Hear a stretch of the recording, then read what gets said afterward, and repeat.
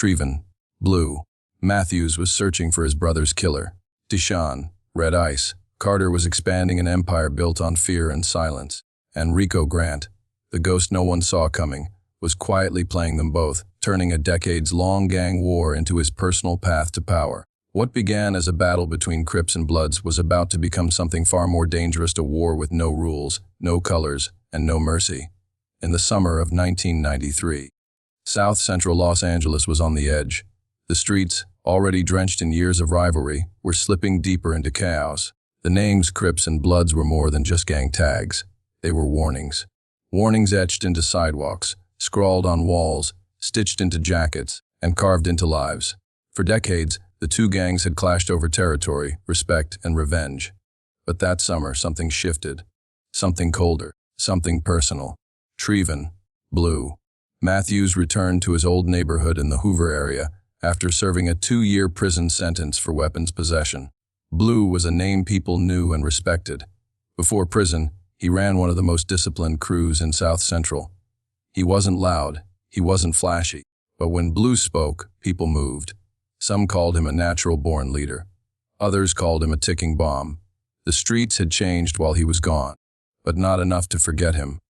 Blue stepped off the bus in worn sneakers and a denim jacket, only to find out his younger brother, Marcus Matthews, had been killed 3 months earlier in a drive by shooting outside a liquor store on Manchester Avenue. The official word on the street was that it was the Bloods, specifically the Compton-based set led by a man named DeShawn, Red Ice, Carter. But even that story didn't sit right with some. There were no warnings, no messages, no signatures, just silence and a body. That wasn't how the Bloods usually moved. Blue didn't grieve like most. He didn't cry. He didn't scream. He went quiet. And when Blue went quiet, people got nervous. He began rebuilding his old crew. Men who still believed in the rules of the streets. Not the young, reckless ones with gold teeth and loose triggers, but the veterans. The ones who'd bled for every block they stood on. With whispers spreading about revenge, some Crip sets tried to calm him down, telling him retaliation would bring heat from both the cops and rival gangs. But Blue didn't want war. He wanted truth. Meanwhile, the Bloods weren't idle. Red Ice had grown his operation beyond what most thought possible. From Compton to Inglewood, he controlled supply routes, stash houses, and street runners. He wasn't the kind of leader who barked orders. He strategized like a chess master. He avoided unnecessary bloodshed but didn't hesitate when it mattered. Red Ice had heard about Blue's return and knew a storm was coming. He didn't fear Blue. He respected him. That made him dangerous. Not every enemy deserves fear. Some deserve preparation. As the days passed, a strange pattern emerged. Crip dealers began disappearing, their houses raided, their weapons seized. At first, everyone blamed the Bloods. But something was off. The operations were too clean, too quiet. There were no calling cards, no colors left behind. Even the police weren't claiming responsibility. Blue noticed the silence and started digging deeper. He spoke to old contacts, corner boys, ex-runners, even jinkies, anyone who might have seen something. One name kept coming up in whispers: Rico Grant. Rico had once run errands for Blue years ago, barely out of high school then, but now he was rising. Not as a Crip, not as a Blood, but something in between. No one really knew what flag he flew. What people did know was that Rico had money, connections, and an appetite for power. Through cities, he had started showing up in neighborhoods that didn't belong to him, recruiting young men who didn't care about red or blue. Men who just wanted money, men willing to betray. Blue kept his findings quiet. He didn't want to believe it yet, not without proof. But something was telling him his brothers wasn't part of the war. It was part of a plan. And whatever that plan was, it was only just beginning. Unknown to most on the streets of South Central, a quiet betrayal had already begun. While Crips and Bloods sharpened their weapons and tightened their ranks, a third player was rising, one not bound by loyalty, history, or color. His name was Rico Grant, and his game wasn't survival. It was control. Rico had always been a background figure in the gang world. Not a shooter, not a loudmouth. He was the kind of person most overlooked. The quiet one hanging near the back during crew meetings, always watching, always listening. Years ago, he ran small jobs for Blue's crew, moving packages, holding cash, delivering messages. But over time, he learned something others missed. He realized that power in the gang world didn't belong to the ones pulling the trigger. It belonged to the ones pulling the strings. Everything changed when Rico got arrested in late 1992. Caught in a police sting operation with stolen firearms in his trunk, he faced a guaranteed 10-year sentence. But the Lapis Gang Task Force had a different plan. They offered Rico a deal. Freedom in exchange for names. Rico took the deal without hesitation. Not out of fear of prison, but because he saw a bigger opportunity. He wouldn't just survive. He would use the system to build something of his own. With the police believing he was their informant, Rico began feeding them partial truths. He gave up minor dealers, dropped tips on low-level operations, and occasionally pointed them to stashes he didn't care about. But behind their backs, he was building a new kind of crew, one without boundaries, one without rules. He called them the Ash Street Jackals. The Jackals weren't recruited from typical sets. They were made up of outcasts, men kicked out of other gangs, young runaways, and ex-cons with no loyalty left. They weren't interested in rep or colors. They wanted money, power, and purpose. Rico gave them all three. With their help, he started taking over abandoned Crip and Blood territories left behind after arrests or killings he'd helped cause. He moved in quietly, taking control of stash houses, seizing street corners, and rerouting product lines. To the outside world, the violence between Crips and Bloods looked like a war reignited by old grudges. But in truth, Rico was manipulating both sides, lighting fires and watching them burn from the shadows.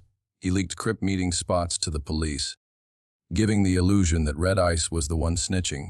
He spread rumors through street gossip that Blue had lost control of his crew and was turning desperate.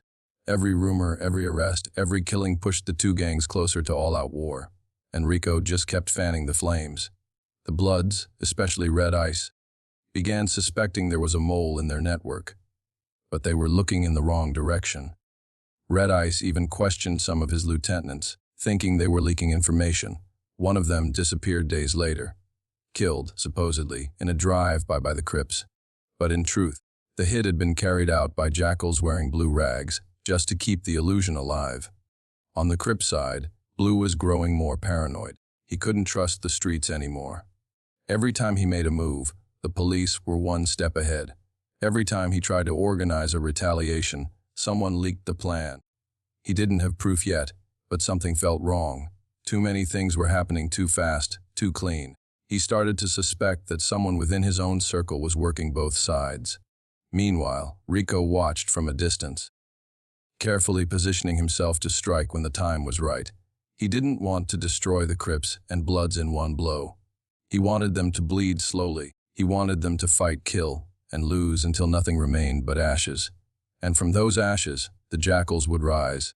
By the time Blue and Red Ice realized what was really happening, it would already be too late. Rico wasn't a name whispered in fear yet, but soon he would be. Because sometimes, the deadliest enemy isn't the one in front of you. It's the one who never shows his face. As the city spiraled deeper into gang violence, DeShawn, Red Ice, Carter stood at the top of his empire, colder and more calculating than ever. Unlike the hot-headed leaders who ruled through fear and chaos, Red Ice believed in strategy. He treated the streets like a chessboard, where every corner, every deal, every body had a purpose. His rise to power had been brutal, but smart. He never started wars he couldn't finish, and he never let emotions interfere with business. While Blue was quietly rebuilding the Crips from inside, Red Ice was expanding outward. His crew wasn't just dealing in drugs anymore. Red Ice had tapped into something bigger. Illegal marijuana farms outside the city, stolen car networks across state lines, and laundering operations through shell construction companies in Long Beach. Every dollar earned was washed clean, and every move he made was hidden under layers of legit-looking business. On the surface, Red Ice was a community figure, donating to churches, sponsoring youth programs, and opening local boxing gyms. Behind closed doors, he was orchestrating one of the most dangerous and efficient drug networks the Bloods had ever seen. But the streets were changing. Word had reached Red Ice that Blue was back and asking questions about his younger brother Marcus. The shooting had originally been blamed on the Bloods, but Red Ice knew better. He didn't order the hit, and none of his men confessed to it. The killing was too clean, too quiet, There were no messages left behind, no retaliation threats. That wasn't the Bloods' way. Someone else had made the move, and they wanted it to look like Bloods were behind it. Still, the rumor spread. People on both sides whispered that Red Ice had given the order, and whether it was true or not didn't matter. The streets didn't care about truth. They cared about revenge. Red Ice decided he couldn't wait for Blue to make the first move. He launched a series of calculated attacks on Crip territories. Not all-out assaults, but surgical hits. Stash houses were robbed and burned, drug shipments intercepted, lieutenants kidnapped, and found days later with warnings carved into their skin. He made each strike seem like a direct response to Blue's probing, reinforcing the illusion that he was behind the original killing. In reality, Red Ice was using the conflict to clean up rival crews and take over their corners. Every move served a double purpose, one for the streets and one for his empire. While Blue was buried in grief and revenge, Red Ice focused on expansion. He cut deals with mid-level suppliers who used to work for Crip crews. With police attention focused on the violence between the two gangs, he used the chaos as cover to secure new connections with Mexican cartels moving product through San Diego. His influence spread faster than anyone expected. But despite all his control, there was one problem Red Ice couldn't solve: the whispers about Rico Grant. Though Rico wasn't a Blood, his name kept surfacing in conversations with dealers, lookouts, and even corrupt cops. Something about him didn't sit right. He was moving silently, gaining territory without being seen. Red Ice had his people look into it, but Rico was careful. He never appeared at the same place twice, never used the same name on paper, and rarely spoke directly to anyone outside his Jackal's crew. He operated like a ghost, and even Red Ice, who prided himself on knowing everything, couldn't track him down. Then came the first real clue. One of Red Ice's runners, a young kid from Gardena, turned up dead in Owry. No colors, no signs of robbery, just a symbol burned into his neck, a jackal's head carved with a branding iron. It was the first time anyone outside the Jackals had seen their mark. Red Ice knew then that this wasn't a war between two sides anymore. There was someone else in the game, someone pulling strings from the shadows. And if he didn't act fast, he wasn't just going to lose turf, he was going to lose everything. By early 1994, the war between the Crips and the Bloods reached a level of violence not seen in over a decade. Bodies dropped daily, neighborhoods turned into ghosts after sunset, and police sirens became as common as streetlights. But while the streets blamed old rivalries and revenge, the truth was far more complex. Beneath the surface, Rico Grant's plan was working.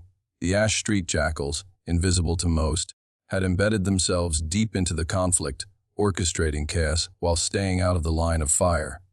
Rico had always played the long game. He knew both Blue and Red Ice would never work together, and he used their pride against them. Every ambush he planned, every tip he fed to the police, and every rumor he spread added more fuel to a fire they couldn't see. His Jackals moved in silence, disguising themselves as Crips for one mission and as Bloods for another. They attacked stash houses, robbed drug runs, and left misleading clues to keep the war alive. While Blue searched for answers and Red Ice tried to protect his empire, Rico quietly expanded into new territory, blocks that once belonged to men now buried or behind bars. But Rico wasn't finished. He wanted more than just territory. He wanted to crush both gangs in one strike, breaking their leadership so completely that nothing would remain. To do this, he devised a trap, one so precise it would leave no room for escape. Using a fake intermediary who claimed to want peace, Rico arranged a meeting between Blue and Red Ice. The message delivered to both was simply the war had cost too much, and it was time to talk. Blue, worn down by months of bloodshed and betrayal, agreed. Red Ice, suspicious but strategic, also agreed, seeing it as a chance to size up his enemy or possibly end the war on his own terms. The meeting was set in an abandoned warehouse near the edge of Watts, a neutral zone that once served as a bus depot. The building had long since been stripped of everything valuable: broken windows, rusted beams, graffiti-covered walls, but it was still structurally intact. Both men were told to bring only a few trusted lieutenants, no weapons, just talk. Of course, neither Blue nor Red Ice followed that rule. They came prepared for anything, each suspecting some kind of betrayal. What they didn't know was that Rico had already wired the building. Small explosives had been placed at the exits, snipers were positioned on rooftops, and a small squad of jackals waited inside disguised in shadows. The plan was simple. Let the two gangs face each other, let tensions rise, and then trigger chaos. The jackals would then finish off whoever remained, clean up the mess, and vanish before the police arrived, tipped off anonymously by Rico himself.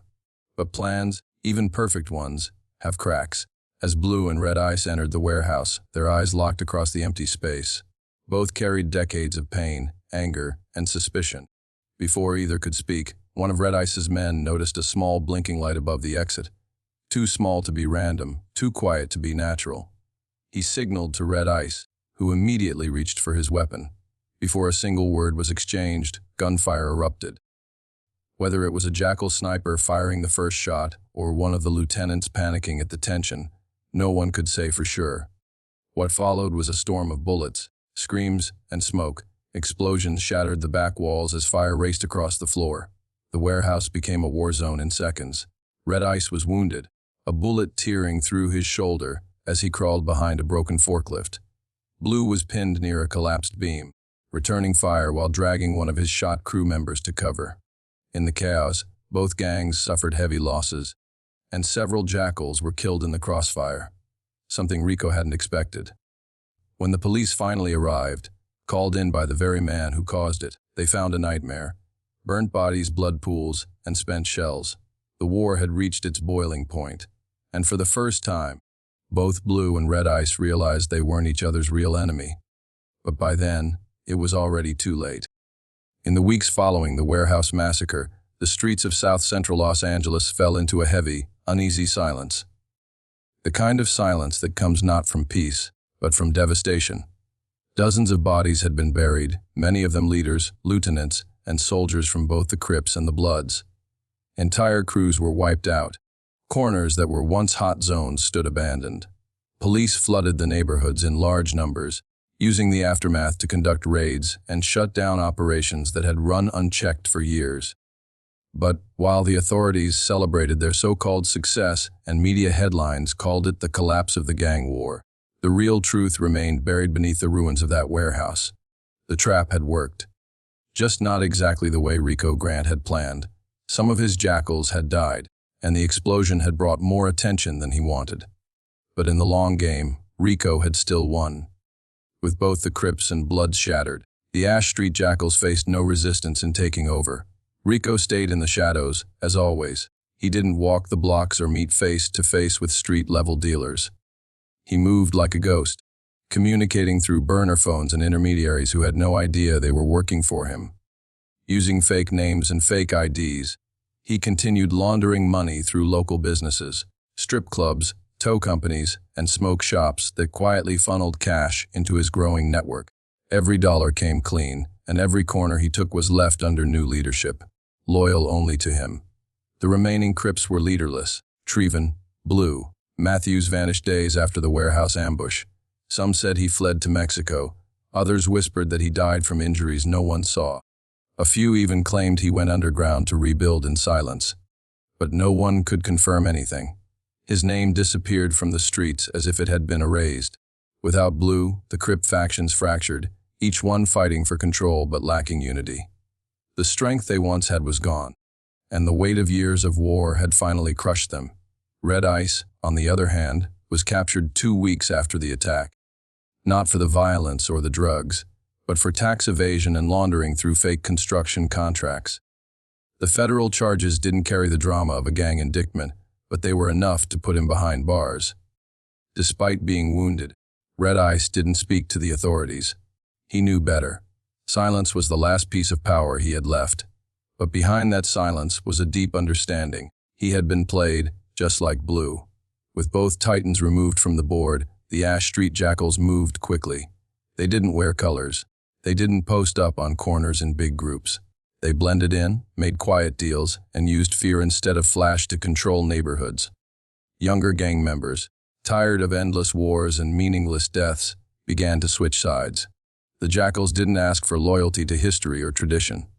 They offered profit, protection, and a sense of direction. And in a city drained of hope, that was enough. Rico's rise wasn't noticed by the world. No news article mentioned his name. No police file had a photo.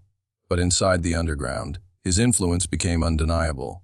He had taken a war that had lasted decades and turned it into a business. He hadn't just won. He had rewritten the rules entirely. But power, even in the shadows, creates echoes. Some of the older heads on the street began to question who this ghost figure really was. Some whispered his name in fear. Others plotted quietly, waiting for a crack in the armor. Because while Rico believed he had buried the past doesn't stay buried forever. In South Central, nothing truly ends. It only changes form. The war between Crips and Bloods didn't vanish. It simply evolved. Shapeless, silent, and more dangerous than before. And at the center of it all stood a man who had no flag, no gang, and no face. Just ambition.